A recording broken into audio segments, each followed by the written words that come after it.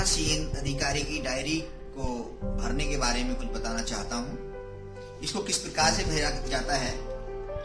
जो पीठासीन अधिकारी को हस्त पुस्तिका मिली है उसके अंदर भी कुछ गलतियां हैं, कुछ छापने में गलतियां हुई हैं, उसका भी ध्यान दें।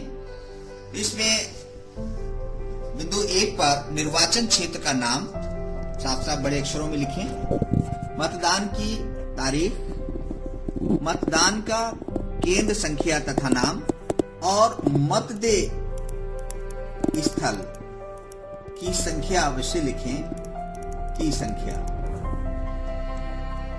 मतदान केंद्र की स्थिति कहाँ बनाई गई है, सरकारी है अथवा अर्ध सरकारी है, तो सामान्यतः सरकारी अर्ध सरकारी में ही जो मतदान केंद्र बनाए जाते हैं तो उसको दर्शाना है। यहाँ पर कई बार ऐसी परिस्थिति आ जाती है, 4 नंबर पर बताया गया है जैसे यहाँ पर कि मतदान अधिकारी की स्थानीय तौर पर नियुक्ति करनी पड़ जाती है।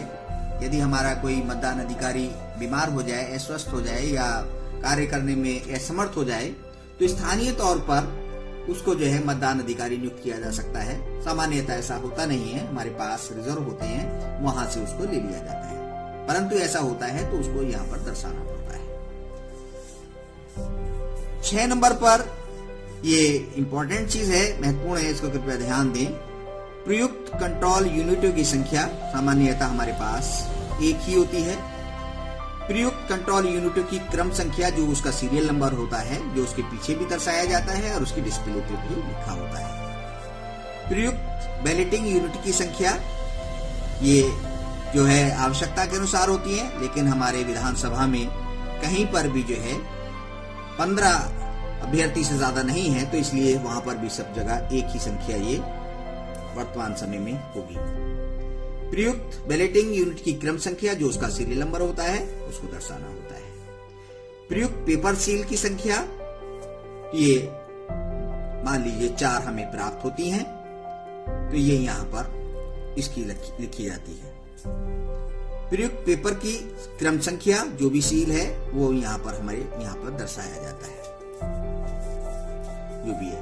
आपूर्ति किए गए विशेष टैग की संख्या यानी कि जितने हमें प्राप्त हुए हैं उनकी संख्या, ये मान लीजिए 4 हमको मिलते हैं, तो यहाँ पर आपूर्ति किए गए विशेष टैग का हमारा जो सीरियल नंबर होता है वो यहाँ पर लिखा जाता है। इसी तरीके से जितने प्रयुक्त हमने किए हैं उनकी विशेष कितनी संख्या है, प्रयुक्त किए गए विशेष टैग की संख्या यहाँ पर मान लीजिए 2 हम कर देते हैं तो 2 लिखेंगे। सामान्यतः एक ही हमारे पास होता है। जो उसकी क्रम संख्याएं हैं जो हमने यूज किया है वो यहाँ पर लिखेंगे, और जो बचे हुए टैग हमारे पास हैं, विशेष टैग हैं, उनकी संख्याएं यहाँ पर दर्शाई जाती हैं। इसी तरीके से जो हमने प्राप्त की हैं, आपूर्ति की गई स्ट्रिप सील्स की संख्या जितने प्राप्त करते हैं वो यहाँ पर दर्शाते हैं, उनके नंबर हम यहाँ पर दर्शाते हैं, सीरियल नंबर। इसी तरीके से जितनी हमने प्रयोग किए हैं उसको हम, इसमें भी सामान्यतः एक से ही काम चल जाता है, टूट जाए अलग चीज है। प्रयुक्त की गई स्ट्रिप सील्स की क्रम संख्याएं यहाँ पर दर्शाई जाती हैं। अप्रयुक्त यानी कि वापस जितनी भी हमने जो है स्ट्रिप सील्स हैं उनकी जो संख्याएं यहाँ पर दर्शाई जाती हैं। इसी तरीके से ये 8 नंबर पर मतदान अभिकर्ताओं की संख्या तथा देरी से पहुंचने वालों की संख्याओं का ब्यौरा यहाँ पर दिया जाता है। अभ्यर्थियों की संख्या जिन्होंने मतदान केंद्रों में मतदान अभिकर्ताओं की नियुक्ति की है वो की संख्या यहाँ पर दर्शाई जाती है। मतदान केंद्र पर सौंपे गए कुल मतदाताओं की संख्या माना कि 1000 हमारे पास यहाँ पर है। निर्वाचकों की संख्या जिन्हें निर्वाचक नामावली की चिन्हित प्रति के अनुसार मतदान करने की अनुमति दी गई है। मतदाताओं में हमारा 1000 हो सकता है, यहाँ पर अनुमति डिलीट हो सकते हैं या छोड़ के जाने वाले लोग हैं, मान लीजिए 990 यहाँ पे दर्शाया गया है। निर्वाचकों की संख्या जिन्होंने मतदाताओं के रजिस्टर के अनुसार वस्तुत मतदान किया है, जिसमें जो हमारा होता है 17 उसके अनुसार कितने मतदान हमने दिए। वोटिंग मशीन के अनुसार दर्ज मतों की संख्या ये मान लीजिए 600 यहाँ दिखाते हैं। इसके उपरांत प्रथम मतदान अधिकारी के हस्ताक्षर और द्वितीय मतदान अधिकारी के हस्ताक्षर यहाँ पे क्यों होते हैं, क्योंकि मतदाताओं के रजिस्टर का प्रभारी द्वितीय मतदान अधिकारी होता है, इसलिए वहां पर उसके हस्ताक्षर किए जाते हैं। उसके उपरांत 11 नंबर पे मतदान करने वाले निर्वाचकों की संख्या, पुरुष महिलाएं कुल। तो 600 हमारे ये थे, तो दोनों का टोटल 400, 200, 600 हो सकता है। अभ्यापेक्षित मत जो हमारे जो चैलेंज वोट कहलाते हैं, कोई अभिकर्ता जो है उस पे चैलेंज कर देता है किसी मतदाता के साथ, तो उनकी संख्या में कितने लोगों को हमने अलाउ कर दिया है।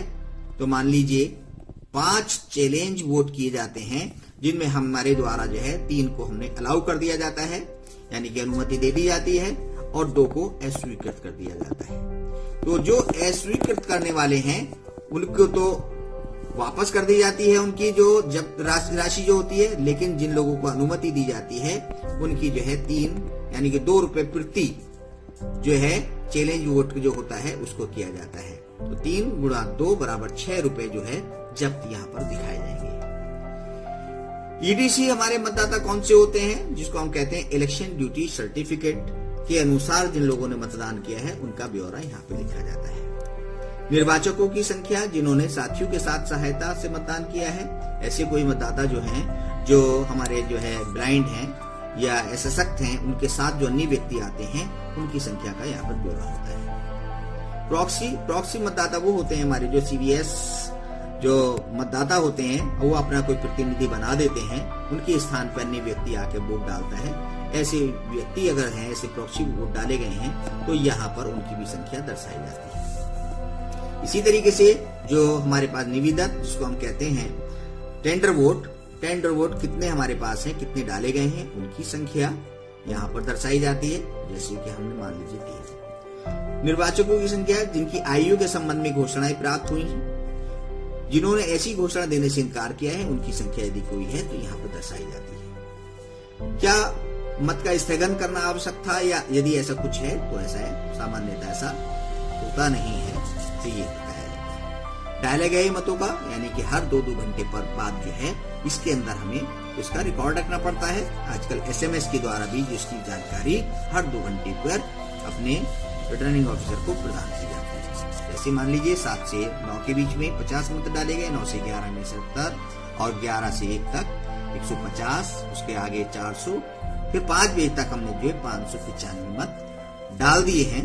तो ऐसी स्थिति में उसके बाद हमारा 20 नंबर पर मतदान की समाप्ति के समय जारी की गई पर्चियां, यहाँ 5 हमने डाली, तो टोटल मत हमारे 600 मत हो जाते हैं। इसके बाद यानी कि हमारे पास निर्वाचक में कोई अपराध इस तरीके का कोई होता है तो उसके बारे में हमें लिखना होता है। नीचे दंगा, खुली हिंसा यदि कोई है तो ठीक है, बाकी वरना इसको सबको हमारे पास 0-0 द्वारा सामान्यता होता है। इसी तरीके से मतदान केंद्र पर प्रयुक्त वोटिंग मशीन के संबंध में कोई लापरवाही या कुछ होता है तो उसके बारे में इसमें लिखना होता है। अभिकर्ताओं के द्वारा की गई गंभीर शिकायतें यदि कोई है तो उनको लिखेंगे, और कोई हमारे विधि या व्यवस्था भंग होने की मामला है उसको लिखेंगे। इसी तरीके से लिखने के बाद हमारे लास्ट में कोई जो भी घोषणाएं की जाती हैं उनको ब्यौरा देंगे, और नीचे पीठासीन के अधिकारी के साइन हो जाएंगे, स्थान और यहाँ पर तारीख तिथि लिखी जाती है। यह डायरी बहुत ही महत्वपूर्ण होती है। इस डायरी के साथ जो है हमारा जो वोटिंग मशीन होती है, विजिट सीट होती है, और प्रेक्षक के जो हमारे जो है 16 बिंदु वाली रिपोर्ट कहलाती है, और तथा जो बाकी हमारे पास जो सील बंद लिफाफे होते हैं, ये वहां पर जाके जमा करने होते हैं।